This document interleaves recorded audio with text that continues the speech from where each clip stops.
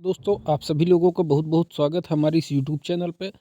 तो जैसा कि आप सभी लोगों को दोस्तों पता है कि हम अपना बिहार का जो एस्टेट का पेपर सेकंड उच्च माध्यमिक स्तर का जो पीजीटी का है, उसका हमने दोस्तों कहा था कि हम संपूर्ण पाठ्यक्रम अपने इसी यूट्यूब चैनल के माध्यम से आप सभी लोगों को निःशुल्क उपलब्ध करवाएँगे। तो उसी क्रम में दोस्तों आप लोगों ने पाठ्यक्रम देखा भी होगा और हमने भी देखा है, तो हमने आप लोगों से कहा था कि हमारा दोस्तों पढ़ने का जो क्रम रहेगा, उसमें सबसे पहले हम अपने पाठ्यक्रम में जो रचनाएँ लगी हुई हैं, तो रचनाओं का अध्ययन करेंगे। उसके बाद दोस्तों हमें हिंदी साहित्य का इतिहास पढ़ेंगे, उसके बाद हिंदी गद्य साहित्य का इतिहास, उसके बाद दोस्तों काव्यशास्त्र के जो टॉपिक लगे हुए हैं, रस, छंद, अलंकार, काव्य, गुण काव्य, दोष, शब्द शक्ति, ये और उसके बाद दोस्तों हिंदी व्याकरण पढ़ेंगे। ये हमारा दोस्तों पढ़ने का एक सीक्वेंस रहेगा, क्रम रहेगा। तो उसी क्रम में दोस्तों हमने छठवें नंबर के बिंदु में देखा होगा अपने पाठ्यक्रम में, तो हमारे लिखा हुआ है चयनित कहानियाँ। तो चयनित कहानियों में दोस्तों 6 कहानियाँ हमारे पाठ्यक्रम में लगी हुई हैं। तो वे सभी 6 कहानियाँ दोस्तों हम पूरे विस्तार के साथ में और पूरे प्रामाणिक विषय वस्तु के साथ में हम पढ़ चुके हैं। और दोस्तों अपने यूट्यूब चैनल पे उन 6 कहानियाँ का सभी 6 कहानियों का वीडियो भी उपलब्ध करवा चुके हैं। आशा करते हैं कि आप सभी लोग देख भी चुके होंगे। उसके बाद दोस्तों 7वें नंबर के बिंदु में हमारे पाठ्यक्रम में लगा हुआ है चयनित उपन्यास। अगर दोस्तों आप लोगों ने अभी तक नहीं देखा है तो प्लेलिस्ट में जा कर के प्लेलिस्ट खोलिए और सभी 6 कहानियाँ जो लगी हुई हैं उनको एक तरफ से देख डालिए, जो आपके पाठ्यक्रम में लगी हुई हैं। उसके बाद दोस्तों हमारे पाठ्यक्रम में 3 उपन्यास लगे हुए हैं, गोदान, मैलांचल और त्यागपत्र।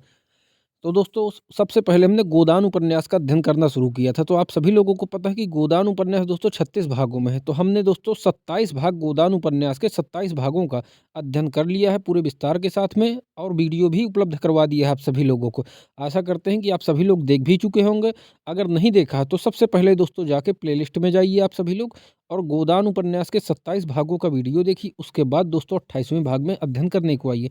तभी आप लोगों को पढ़ने का में मज़ा भी आएगा, क्योंकि दोस्तों पढ़ाई का भी एक क्रम होता है कि सिस्टमैटिक ढंग से एक क्रम से अध्ययन करना चाहिए। आप 27 भागों का वीडियो जब देख लेंगे तो आप लोगों को 28वें भाग में मज़ा भी ज़्यादा आएगा पढ़ने में और समझ में भी ज़्यादा आएगा। तो चलिए दोस्तों शुरू करते हैं अपना। बस इतना ही कहेंगे कि आप सभी लोग अगर हमारे चैनल में नए हैं तो चैनल को सब्सक्राइब करिए ज़्यादा से ज़्यादा, चैनल को शेयर करिए, जिससे दोस्तों हमारा जो प्रयास है कि हिंदी विषय के लिए सभी परीक्षाओं के लिए, चाहे वह बीपीएससी का हो, बिहार का स्टेट हो, या बीपीएससी का जो मुख्य परीक्षा 24 अगस्त को होना है, या फिर DSSB के जो अभी हाल ही में फॉर्म निकला है, पीजीटी के अभी चल रहे हैं फॉर्म, टीजीटी के आने वाले हैं, या फिर जून का दोस्तों एनटीए नेट नेट जेआरएफ का दोस्तों, या फिर दोस्तों other exam UP TGT PGT का जो एग्ज़ाम है जिसके भी 2 साल से पेपर नहीं हुआ है, यूपीएलटी ग्रेड भी आने वाला है, जीआईसी प्रवक्ता भी आने वाला है। तो सभी परीक्षाओं के लिए दोस्तों हमने जो प्रयास एक शुरू किया है कि हिंदी विषय के लिए आप सभी लोगों को निःशुल्क विषय वस्तु उपलब्ध करवाएँ, वो हमारा प्रयास सार्थक हो सके। उसके लिए आप सभी लोग हमारा सहयोग करिए दोस्तों, और ज़्यादा से ज़्यादा वीडियो को शेयर करिए, सब्सक्राइब करिए चैनल को, क्योंकि जितना आप सहयोग करेंगे उतना ही दोस्तों हमें एनर्जी मिलेगी और हम ज़्यादा से ज़्यादा प्रयास करेंगे आप सभी लोगों को निःशुल्क और प्रामाणिक विषय वस्तु उपलब्ध करवाने के लिए। चलिए दोस्तों आते हैं सीधे अपने विषय वस्तु पर। गोदान उपन्यास भाग 28। मिस्टर खन्ना को मजूरों की यह हड़ताल बिल्कुल बेजा मालूम होती थी। उन्होंने हमेशा जनता के साथ मिले रहने की कोशिश की थी। वह अपने को जनता का ही आदमी समझते थे। पिछले कौमी आंदोलन में उन्होंने बड़ा जोश दिखाया था। जिले के प्रमुख नेता रहे थे, 2 बार जेल गए थे और कई हजार का नुकसान उठाया था। अब भी वह मजूरों की शिकायतें सुनने को तैयार रहते थे, लेकिन यह तो नहीं हो सकता कि वह शक्कर मिल के हिस्सेदारों के हित का विचार न करें। अपना स्वार्थ त्यागने को वह तैयार हो सकते हैं अपना अपना स्वार्थ त्यागने को वह तैयार हो सकते थे अगर उनकी ऊंची मनोवृत्तियों को स्पर्श किया जाता, लेकिन हिस्सेदारों के स्वार्थ की रक्षा न करना यह तो अधर्म था। यह तो व्यापार है, कोई सदाव्रत नहीं कि सब कुछ मजूरों को ही बांट दिया जाए। हिस्सेदारों को यह विश्वास दिलाकर रुपए लिए गए थे कि इस काम में 15-20 सैकड़े का लाभ है। अगर उन्हें 10 सैकड़ा भी ना मिले तो वे डायरेक्टरों को और विशेषकर मिस्टर खन्ना को धोखेबाज ही तो समझेंगे, और फिर अपना वेतन वह कैसे कम कर सकते थे। और कंपनियों को देखते उन्होंने अपना वेतन कम रखा था और कंपनियों को देखते उन्होंने अपना वेतन कम रखा था। केवल 1000 रुपया महीना लेते थे, कुछ कमीशन भी मिल जाता था, मगर वह इतना लेते थे तो मिल का संचालन भी करते थे। मजूर केवल हाथ से काम करते थे। डायरेक्टर डायरेक्टर अपनी बुद्धि से, विद्या से, प्रतिभा से, प्रभाव से काम करता है। दोनों शक्तियों का मोल बराबर तो नहीं हो सकता। मजूरों को यह संतोष क्यों नहीं होता कि मंदी का समय है, चारों तरफ बेकारी फैली रहने के कारण आदमी सस्ते हो गए हैं। उन्हें तो एक ही जगह पौन भी मिले तो संतुष्ट रहना चाहिए था।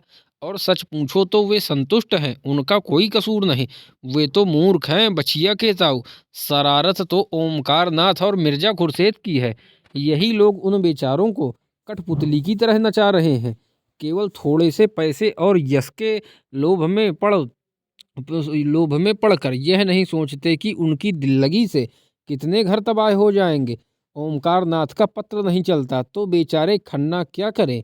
और आज उनके पत्र के 1 लाख ग्राहक हो जाएं और उससे उन्हें 5 लाख का लाभ होने लगे तो क्या वह अपने गुजारे भर को लेकर शेष कार्यकर्ताओं में बांट देंगे? कहाँ की बात। और वह त्यागी मिर्जा खुर्शीद भी तो एक दिन लखपति थे। हजारों मजूर उनके नौकर थे तो क्या वह अपने गुजारे भर को लेकर सब कुछ मजूरों में बांट देते थे? वह उसी गुजारे की रकम में यूरोपियन छोकरियों के साथ विहार करते थे, बड़े बड़े अफसरों के साथ दावतें उड़ाते थे, हजारों रुपए महीने की शराब पी जाते थे और हर साल फ्रांस और स्विट्जरलैंड की सैर करते थे। आज मजूरों की दशा पर उनका कलेजा फटता है। इन दोनों नेताओं की तो खन्ना को परवाह न थी। उनकी नीयत की सफाई में पूरा संदेह था। न राय साहब की ही उन्हें परवाह थी, जो हमेशा खन्ना की हाँ में हाँ मिलाया करते थे और उनके हर एक कदम का समर्थन कर दिया करते थे। अपने परिचितों में केवल एक ही ऐसा व्यक्ति था जिसके निष्पक्ष विचार पर खन्ना जी को पूरा भरोसा था और वह देखिए दोस्तों, अपने परिचितों में केवल एक ही ऐसा व्यक्ति था जिसके निष्पक्ष विचार पर खन्ना जी को पूरा भरोसा था और वह डॉक्टर मेहता थे। जब से उन्होंने मालती से घनिष्ठता बढ़ानी शुरू की थी, खन्ना की नज़रों में उनकी इज्जत बहुत कम हो गई थी। मालती बरसों खन्ना की हृदयेश्वरी रह चुकी थी, पर उसे उन्होंने सदैव खिलौना समझा था। इसमें संदेह नहीं कि वह खिलौना उन्हें बहुत प्रिय था। उसके खो जाने या टूट जाने या छिन जाने पर वह खूब रोते और वह रोए थे, लेकिन थी वह खिलौना ही। उन्हें कभी मालती पर विश्वास न हुआ। वह कभी उनके ऊपरी विलास आवरण को छेद कर उनके अंतःकरण तक न पहुंच सकी थी। वह अगर खुद खन्ना से विवाह का प्रस्ताव करती तो वह स्वीकार न करते, कोई बहाना करके टाल देते। अन्य कितने ही प्राणियों की भांति खन्ना का जीवन भी दोहरा या दो रुखी था। एक ओर वह त्याग और जनसेवा और उपकार के भक्त थे तो दूसरी ओर स्वार्थ और विलास और प्रभुता के। कौन उनका असली रुख था यह कहना कठिन था। कदाचित उनकी आत्मा का उत्तम आधा सेवा और सहृदयता से बना हुआ था, मध्यम आधा स्वार्थ और विलास से। पर इस उत्तम और मध्यम में बराबर संघर्ष होता रहता था और मध्यम ही अपने उद्दंडता और हठ के कारण सौम्य और शांत उत्तम पर गालिब आता था। उसे मध्यम मालती की ओर झुकाता था, उत्तम मेहता की ओर। लेकिन वह उत्तम अब मध्यम के साथ हो गया था। उनकी समझ में न आता था कि मेहता जैसा आदर्शवादी व्यक्ति मालती जैसी चंचल विलासिनी रमणी पर कैसे आसक्त हो गया। वह बहुत प्रयास करने पर भी मेहता को वासनाओं का शिकार न स्थिर कर सकते थे और कभी कभी उन्हें यह संदेह भी होने लगता था कि मालती का कोई दूसरा रूप भी है जिसे वह न देख सके या जिसे देखने की उनमें क्षमता न थी। पक्ष और विपक्ष के सभी पहलुओं पर विचार करके उन्होंने यही नतीजा निकाला कि इस परिस्थिति में मेहता ही से उन्हें प्रकाश मिल सकता है। डॉक्टर मेहता को काम करने का नशा था। आधी रात को सोते थे और घड़ी रात रहे उठ जाते थे। कैसा भी काम हो उसके लिए वह कहीं न कहीं से समय निकाल लेते थे। हॉकी खेलना हो या यूनिवर्सिटी डिबेट, ग्राम्य संगठन हो या किसी शादी का नवेद, सभी कामों के लिए उनके पास लगन थी और समय था। वह पत्रों में लेख भी लिखते थे और कई साल से एक बृहद दर्शन ग्रंथ लिख रहे थे जो अब समाप्त होने वाला था। इस वक्त भी वह एक वैज्ञानिक खेल ही खेल रहे थे। अपने बगीचे में बैठे हुए पौधों पर विद्युत संचार क्रिया की परीक्षा कर रहे थे। उन्होंने हाल में एक विद्वान परिषद में यह सिद्ध किया था कि फसलें बिजली के जोर से बहुत थोड़े समय में पैदा की जा सकती हैं, उनकी पैदावार बढ़ाई जा सकती है और बेफसल की चीज़ें भी उपजाई जा सकती हैं। आजकल सवेरे के 2-3 घंटे वह इन्हीं परीक्षाओं में लगाया करते थे। मिस्टर खन्ना की कथा सुनकर उन्होंने कठोर मुद्रा से उनकी ओर देखकर कहा, क्या यह जरूरी था कि ड्यूटी लग जाने से मजूरों का वेतन घटा दिया जाए? आपको सरकार से शिकायत करना चाहिए। देखिए दोस्तों क्या हुआ, मिस्टर खन्ना की कथा सुनकर उन्होंने कठोर मुद्रा से उनकी ओर देखकर कहा, क्या यह जरूरी था कि ड्यूटी लग जाने से मजूरों का वेतन घटा दिया जाए? आपको सरकार से शिकायत करनी चाहिए थी। अगर सरकार ने नहीं सुना तो उसका दंड मजूरों को क्यों दिया जाए? क्या आपका विचार है कि मजूरों को इतनी मजूरी दी जाती है कि उसमें चौथाई कम कर देने से मजूरों को कष्ट नहीं होगा? आपके मजूर बिलों में रहते हैं, गंदे बदबूदार बिलों में। जहां आप 1 मिनट भी रह जाएं तो आपको कै हो जाए। कपड़े जो पहनते हैं उनसे आप अपने जूते भी ना पोंछेंगे। खाना जो वह खाते हैं वह आपका कुत्ता भी ना खाएगा। मैंने उनके जीवन में भाग लिया है। आप उनकी रोटियां छीनकर अपने हिस्सेदारों का पेट भरना चाहते हैं। खन्ना ने अधीर होकर कहा, लेकिन हमारे सभी हिस्सेदार तो धनी नहीं हैं। कितनों ही ने अपना सर्वस्व इसी मिल की भेंट कर दिया और इसके नफे के सिवा उनके जीवन का कोई आधार नहीं है। मेहता ने इस भाव से जवाब दिया जैसे इस दलील का उनकी नज़रों में कोई मूल्य नहीं है। जो आदमी किसी व्यापार में हिस्सा लेता है वह इतना दरिद्र नहीं होता कि उसके नफ़े ही को जीवन का आधार समझे। हो सकता है कि नफ़ा कम मिलने पर उसे अपना एक नौकर कम कर देना पड़े या उसे मक्खन और फलों का बिल कम हो जाए, लेकिन वह नंगा या भूखा ना रहेगा। जो अपनी जान खपाते हैं उनका हक उन लोगों से ज़्यादा है जो केवल रुपया लगाते हैं। यही बात पंडित ओमकारनाथ ने कही थी। मिर्जा खुर्शीद ने भी यही सलाह दी थी। यहाँ तक कि गोविंदी ने भी मजूरों ही का पक्ष लिया था। गोविंदी दोस्तों खन्ना की पत्नी है। यहाँ तक कि गोविंदी ने भी मजूरों ही का पक्ष लिया था, पर खन्ना जी ने उन लोगों की परवाह न की थी। लेकिन मेहता के मुंह से वही बात सुनकर वह प्रभावित हो गए। ओमकारनाथ को वह स्वार्थी समझते थे, मिर्जा खुर्शीद को गैर जिम्मेदार और गोविंदी को अयोग्य। लेकिन दोस्तों गोविंदी अयोग्य नहीं थी, गोविंदी बहुत होशियार महिला थी। आप देखेंगे मेहता की बात में चरित्र, अध्ययन और सद्भाव की शक्ति थी। सहसा मेहता ने पूछा, आपने अपनी देवी जी से इस विषय में राय ली? खन्ना ने सकुचाते हुए कहा, हाँ पूछा था। उनकी क्या राय थी? वही जो आपकी है। मुझे यही आशा थी। और आप उस विदुषी को अयोग्य समझते हैं? उसी वक्त मालती आ पहुंची और खन्ना को देखकर बोली, अच्छा आप विराज रहे हैं। मैंने मेहता जी की आज दावत की है। सभी चीज़ें अपने हाथ से पकाई हैं। आपको भी न्योता देती हूँ। गोविंदी देवी से आपका यह अपराध क्षमा करा दूंगी। खन्ना को कौतूहल हुआ, अब मालती अपने हाथों से खाना पकाने लगी है। मालती वही मालती जो खुद कभी अपने जूते न पहनती थी, जो खुद कभी बिजली का बटन तक न दबाती थी, विलास और विनोद ही जिसका जीवन था। मुस्कुराकर कहा, अगर आपने पकाया है तो जरूर आऊँगा। मैं तो कभी सोच ही ना सकता था कि आप पाक कला में भी निपुण है। मालती निसंकोच भाव से बोली, इन्होंने मार मार कर वैद्य बना दिया। इनका हुक्म कैसे टाल देती, पुरुष देवता ठहरे। खन्ना ने इस व्यंग का आनंद लेकर मेहता की ओर आंखें मारते हुए कहा, पुरुष तो आपके लिए इतने सम्मान की वस्तु न थी। मालती झेपी नहीं।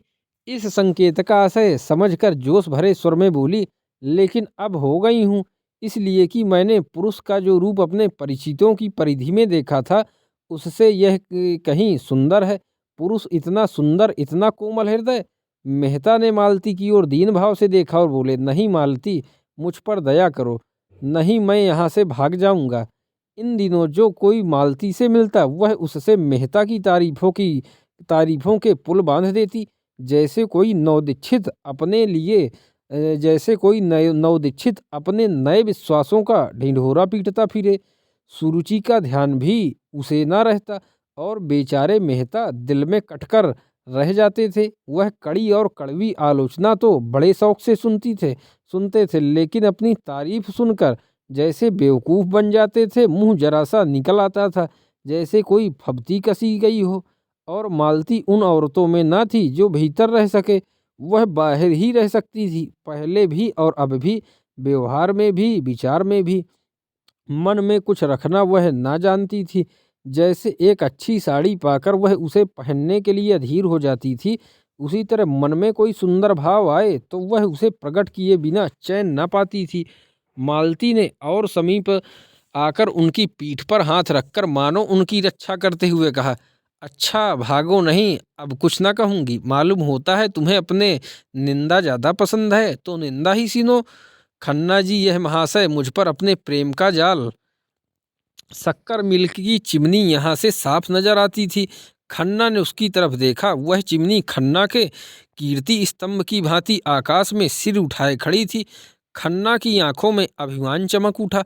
इसी वक्त उन्हें मिलके दफ्तर में जाना है, वहाँ डायरेक्टरों की एक अर्जेंट मीटिंग करनी होगी और इस परिस्थिति को उन्हें समझना होगा और इस समस्या को हल करने का उपाय भी बतलाना होगा।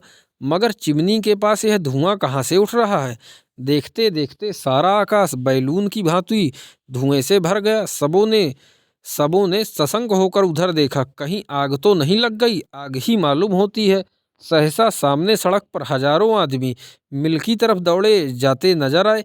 खन्ना ने खड़े होकर जोर से पूछा, तुम लोग कहाँ दौड़े जा रहे हो? एक आदमी ने रुककर कहा, अजी शक्कर मिल में आग लग गई, आप देख नहीं रहे हैं? खन्ना ने मेहता की ओर देखा और मेहता ने खन्ना की ओर। मालती दौड़ी हुई बंगले में गई और अपने जूते पहन आई। अफसोस और शिकायत करने का अवसर न था। किसी के मुंह से एक बात न निकली। खतरे में हमारी चेतना अंतर्मुखी हो जाती है। खन्ना की कार खड़ी ही थी। तीनों आदमी घबराए हुए आकर बैठे और मिल की तरफ भागे। चौरास्ते पर पहुंचे तो देखा सारा शहर मिल की ओर उमड़ा चला आ रहा है। आग में आदमियों को खींचने का जादू है। कार आगे न बढ़ सकी। मेहता ने पूछा, आग बीमा तो करा लिया था ना? खन्ना ने लंबी सांस खींचकर कहा, कहाँ भाई, अभी तो लिखा पढ़ी हो रही थी, क्या जानता था यह आफत आने वाली है। कार वहीं राम आसरे छोड़ दी गई और तीनों आदमी भीड़ चीरते हुए मिल के सामने जा पहुंचे। देखा तो अग्नि का एक सागर आकाश में उमड़ रहा था। अग्नि की उन्मत्त लहरें एक पर एक दांत पीसती थी, जीभ लपलपाती थी, जैसे आकाश को भी निगल जाएंगी।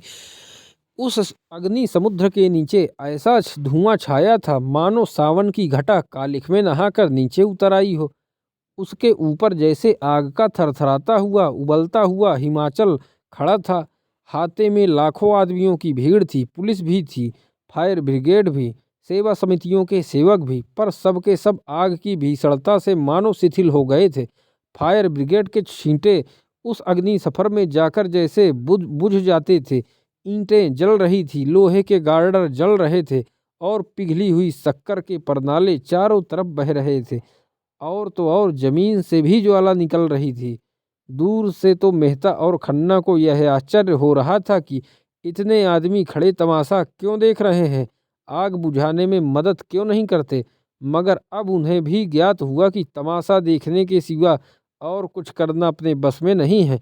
मिल की दीवारों से 50 गज के अंदर जाना जान जोखिम था। ईंट और पत्थर के टुकड़े चटाक चटाक टूटकर उछल रहे थे। कभी कभी हवा का रुख इधर हो जाता तो भगदड़ पड़ जाती थी। ये तीनों आदमी भीड़ के पीछे खड़े थे। कुछ समझ में न आता था क्या करें। आखिर आग लगी कैसे और इतनी जल्द फैल कैसे गई?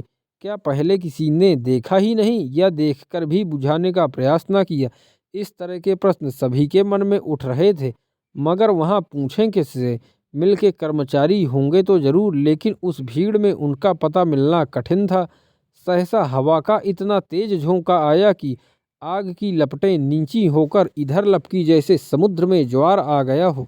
लोग सिर पर पांव रखकर भागे, एक दूसरे पर गिरते रेलते जैसे कोई शेर सपाटा आता हो। अग्नि ज्वालाएं जैसे सजीव हो गई थी, सचेष्ट भी, जैसे कोई शेषनाग अपने सहस्त्र मुख से आग फुंकार रहा हो। कितने ही आदमी तो इस रेले में कुचल गए। खन्ना मुंह के बल गिर पड़े।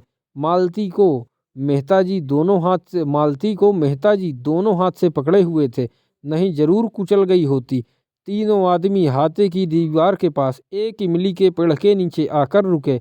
खन्ना एक प्रकार की चेतना शून्य तन्मयता से मिल की चिमनी की ओर टकटकी लगाए खड़े थे। मेहता ने पूछा, आपको ज्यादा चोट तो नहीं आई? खन्ना ने कोई जवाब न दिया, उसी तरफ ताकते रहे। उनकी आंखों में वह शून्यता थी जो विक्षिप्तता का लक्षण है। मेहता ने उनका हाथ पकड़कर पूछा, हम लोग यहाँ व्यर्थ खड़े हैं? मुझे भय होता है आपको चोट ज्यादा आ गई है, आइए लौट चले। खन्ना ने उनकी तरफ देखा और जैसे सनक कर बोले, जिनकी यह हरकत है उन्हें मैं खूब जानता हूँ। अगर उन्हें इसी में संतोष मिलता है तो भगवान उनका भला करे। मुझे कुछ परवाह नहीं, कुछ परवाह नहीं, कुछ परवाह नहीं। मैं आज चाहूँ तो ऐसी नई मिल खड़ी कर सकता हूँ। जी हाँ, बिल्कुल नई मिल खड़ी कर सकता हूँ। ये लोग मुझे क्या समझते हैं? मिल ने मुझे नहीं बनाया, मैंने मिल को बनाया और मैं फिर बना सकता हूँ। मगर जिनकी यह हरकत है उन्हें मैं खाक में मिला दूंगा। मुझे सब मालूम है, रत्ती रत्ती मालूम है। मेहता ने उनका चेहरा और उनकी चेष्टा देखी और घबरा कर बोले, चलिए आपको घर पहुंचा दूं, आपकी तबीयत अच्छी नहीं है। खन्ना ने कहा मार कर कहा, मेरी तबीयत अच्छी नहीं है इसलिए कि मिल जल गई? ऐसी मिलें मैं चुटकियों में खोल सकता हूँ। मेरा नाम खन्ना है, चंद्र प्रकाश खन्ना। देखिए दोस्तों, खन्ना का नाम याद रखिएगा। जैसे राय साहब का नाम क्या था, राय अमरपाल सिंह, वैसे खन्ना का क्या नाम है? चंद्र प्रकाश खन्ना नाम है मेरा। क्या नाम है खन्ना का? चंद्र प्रकाश खन्ना। मैंने अपना सब कुछ इस मिल में लगा दिया। पहली मिल में हमने 20% नफा दिया। मैंने प्रोत्साहित होकर यह मिल खोली। इसमें आधे रुपए मेरे हैं। मैंने बैंक के 2 लाख इस मिल में लगा दिए। मैं 1 घंटा नहीं, आधा घंटा पहले 10 लाख का आदमी था। जी हाँ, 10। मगर इस वक्त फाके मस्त हूँ, नहीं दीवालिया हूँ। मुझे बैंक को 2 लाख देना है। जिस मकान में रहता हूँ वह अब मेरा नहीं है। जिस बर्तन में खाता हूँ वह भी अब मेरा नहीं। बैंक से मैं निकाल दिया जाऊंगा। जिस खन्ना को देखकर लोग जलते थे वह खन्ना अब धूल में मिल गया है। समाज में अब मेरा कोई स्थान नहीं है। मेरे मित्र मुझे अपने विश्वास का पात्र नहीं, दया का पात्र समझेंगे। मेरे शत्रु मुझसे जलेंगे नहीं, मुझ पर हंसेंगे। आप नहीं जानते मिस्टर मेहता, मैंने अपने सिद्धांतों की कितनी हत्या की है, कितनी रिश्वतें दी हैं, कितनी रिश्वतें ली हैं। किसानों की ऊख तौलने के लिए कैसे आदमी रखे, कैसे नकली बाट रखे। क्या कीजिएगा यह सब सुनकर? लेकिन खन्ना अपनी यह दुर्दशा कराने के लिए क्यों जिंदा रहे? जो कुछ होना है हो, जो कुछ है जो कुछ होना है हो। दुनिया जितना चाहे हंसे, मित्र लोग जितना चाहे अफसोस करें, लोग जितनी गालियां चाहे लोग जितनी गालियां देना चाहें दें। खन्ना अपनी आंखों से देखने और अपने कानों से सुनने के लिए जीता न रहेगा। वह वह बेहया नहीं है, बेगैरत नहीं है। यह कहते कहते खन्ना दोनों हाथों से सिर पीटकर जोर जोर से रोने लगा। मेहता ने उन्हें छाती से लगाकर दुखित स्वर में कहा, खन्ना जी जरा धीरज से काम लीजिए। आप समझदार होकर दिल इतना छोटा करते हैं। दौलत से आदमी को जो सम्मान मिलता है वह उसका सम्मान नहीं, उसकी दौलत का सम्मान है। आप निर्धन रहकर भी मित्रों के विश्वास पात्र रह सकते हैं और शत्रुओं के भी, बल्कि तब कोई आपका शत्रु रहेगा ही नहीं। आइए घर चलें, जरा आराम कर लेने से आपका चित्त शांत हो जाएगा। खन्ना ने कोई जवाब न दिया। तीनों आदमी चौरास्ते पर आए। कार खड़ी थी। 10 मिनट में खन्ना की कोठी पर पहुंच गए। खन्ना ने उतरकर शांत स्वर में कहा, कार आप ले जाएं, अब मुझे इसकी जरूरत नहीं है। मालती और मेहता भी उतर पड़े। मालती ने कहा, तुम चलकर आराम से लेटो, हम बैठे गपशप करेंगे। घर जाने की तो ऐसी कोई जल्दी नहीं है। खन्ना ने कृतज्ञता से उसकी ओर देखा और करुण कंठ से बोले, मुझसे जो अपराध हुए हैं उन्हें क्षमा कर देना मालती। तुम और मेहता, बस तुम्हारे सिवा संसार में मेरा कोई नहीं है। मुझे आशा है तुम मुझे अपनी नज़रों से न गिराओगी। शायद 10-5 दिन में यह कोठी भी छोड़नी पड़े। किस्मत ने कैसा धोखा दिया। मेहता ने कहा, मैं आपसे सच कहता हूँ खन्ना जी, आज मेरी नज़रों में आपकी जो इज्जत है वह कभी ना थी। तीनों आदमी कमरे में दाखिल हुए। द्वार खुलने की आहट पाते ही गोविंदी भीतर से आकर बोली, क्या आप लोग वहीं से आ रहे हैं? महाराज तो बड़ी बुरी खबर लाया है। खन्ना के मन में ऐसा प्रबल न रुकने वाला तूफानी आवेग उठा कि गोविंदी के चरणों पर गिर पड़े और उन्हें आंसुओं से धो दे। भारी गले से बोले, हाँ प्रिय, हम तबाह हो गए। उनकी निर्जीव निराश आहत आत्मा सांत्वना के लिए विकल हो रही थी, सच्ची स्नेह में डूबी हुई सांत्वना के लिए। उस रोगी की भांति जो जीवन सूत्र छीड़ हो जाने पर भी वैद्य के मुख की ओर आशा भरी आंखों से ताक रहा हो, वही गोविंदी जिस पर उन्होंने हमेशा जुल्म किया, जिसका हमेशा अपमान किया, जिससे हमेशा बेवफाई की, जिसे सदैव जीवन का भार समझा, जिसकी मृत्यु की सदैव कामना करते रहे, वही इस समय जैसे अंचल में आशीर्वाद और मंगल और अभय लिए उन पर वार रही थी, जैसे उन चरणों में ही उसके जीवन का स्वर्ग हो, जैसे वह उनके अभागे मस्तक पर हाथ रखकर ही उनकी प्राणहीन धमनियों में फिर रक्त का संचार कर देगी। मन की इस दुर्बल दशा में, घोर विपत्ति में, मानो वह उन्हें कंठ से लगा लेने के लिए खड़ी थी। नौका पर बैठे हुए जल विहार करते समय हम जिन चट्टानों को घातक समझते हैं और चाहते हैं कि कोई उन्हें खोद कर फेंक देता, उन्हीं से नौका टूट जाने पर हम चिमट जाते हैं। गोविंदी ने उन्हें एक सोफा पर बैठा दिया और स्नेह कोमल स्वर में बोली, तो तुम इतना दिल छोटा क्यों करते हो? धन के लिए जो सारे पापों की जड़ है, उस धन से हमें क्या सुख था? सवेरे से आधी रात तक एक न एक झंझट, आत्मा का सर्वनाश। लड़के तुमसे बात करने को तरह जाते थे, तुम्हें संबंधियों को पत्र लिखने तक की फुर्सत ना मिलती थी। क्या बड़ी इज्जत थी? हाँ थी, क्योंकि दुनिया आजकल धन की पूजा करती है और हमेशा करती चली आई है। उसे तुमसे कोई प्रयोजन नहीं। जब तक तुम्हारे पास लक्ष्मी है, तुम्हारे सामने पूंछ हिलाएगी, कल उतनी ही भक्ति से दूसरों के द्वार पर सिजदे करेगी, तुम्हारी तरफ ताकेगी भी नहीं। सत्पुरुष धन के आगे सिर नहीं झुकाते, वह देखते हैं तुम क्या हो। अगर तुम में सच्चाई है, न्याय है, त्याग है, पुरुषार्थ है, तो वे तुम्हारी पूजा करेंगे, नहीं तुम्हें समाज का लुटेरा समझकर मुंह फेर लेंगे, बल्कि तुम्हारे दुश्मन हो जाएंगे। मैं गलत तो नहीं कहती मेहता जी? मेहता ने मानो स्वर्ग स्वप्न से चौंक कर कहा, गलत? आप वही कह रही हैं जो संसार के महान पुरुषों ने जीवन का तात्विक अनुभव करने के बाद कहा है। जीवन का सच्चा आधार यही है। गोविंदी ने मेहता को संबोधित करके कहा, धनी कौन होता है, इसका कोई विचार नहीं करता, वही जो अपने कौशल से दूसरों को बेवकूफ़ बना सकता है।